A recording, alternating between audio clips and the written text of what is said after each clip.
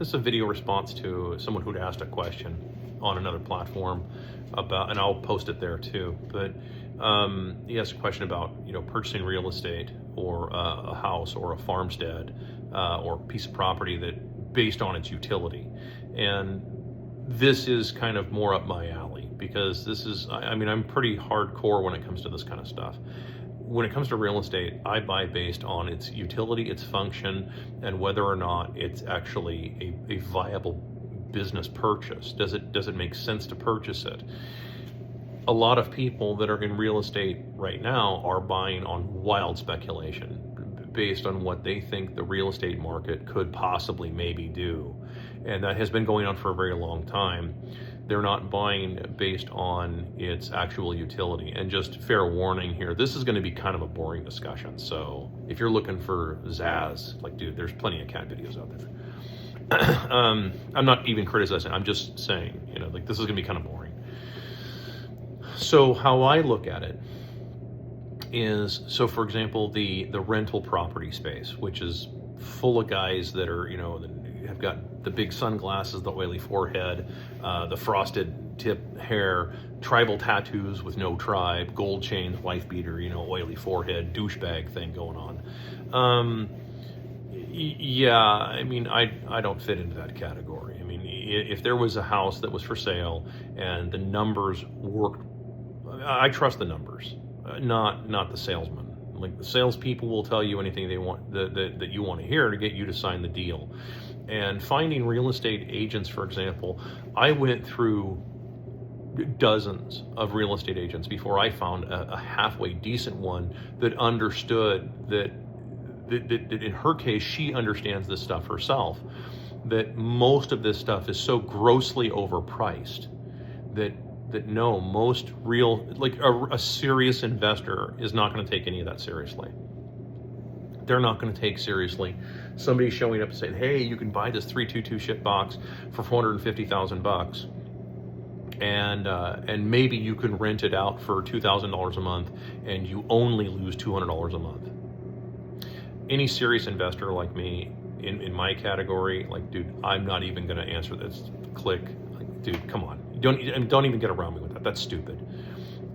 Those numbers are ridiculous. There's also the practical reality that I do understand. Incomes in this country are not keeping up with any of this. So why would I go all in on something like that to make a negative return on a monthly basis? Well, but there's appreciation. That's not appreciation. That's your currency collapsing. That is your currency. That is the US dollar collapsing. I don't know how else to put that. Other than just plainly, okay, that's your currency falling apart. So if you're buying based on utility, you're buying based on what it has value to you, right? Well, what if it has more value to somebody else? Okay, well, then let them buy it. Walk away. Like, part of negotiation, one of the biggest parts of negotiation is knowing when to walk, knowing when to just say, you know what, I'm out. Let that be somebody else's problem. I don't want to deal with it.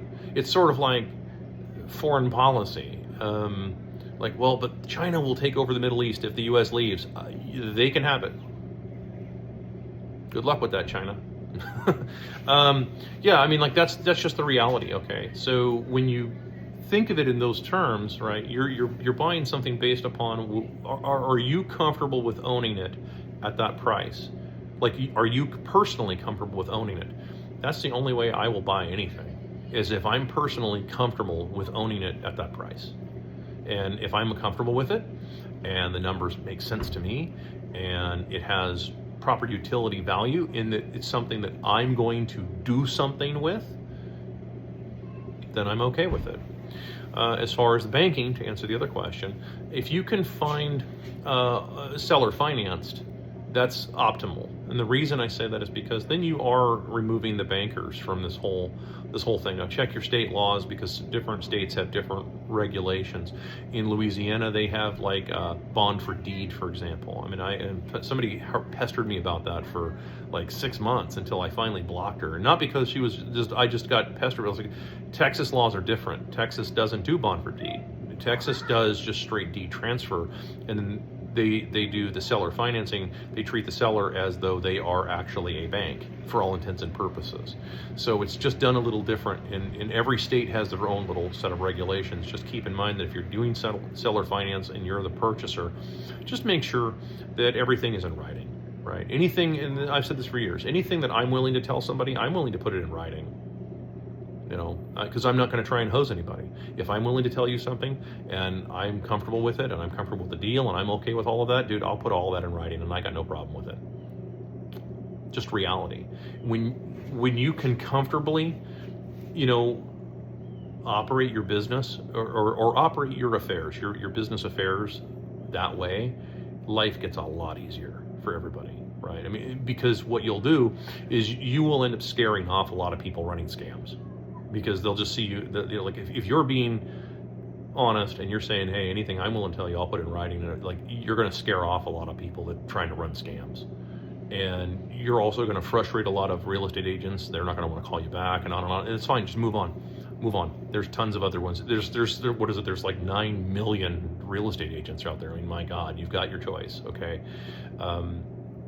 And just go through them until you find somebody that actually understands that you're, and that has been around long enough in the industry that they themselves understand that no, you're not going to pay just some pie in the sky nonsense number for a property, like not something that you're using. Because remember, when you're doing something, you know, if you're going to try and, let's say you're going to buy like a piece of property and you're going to do it for like to run a little farm.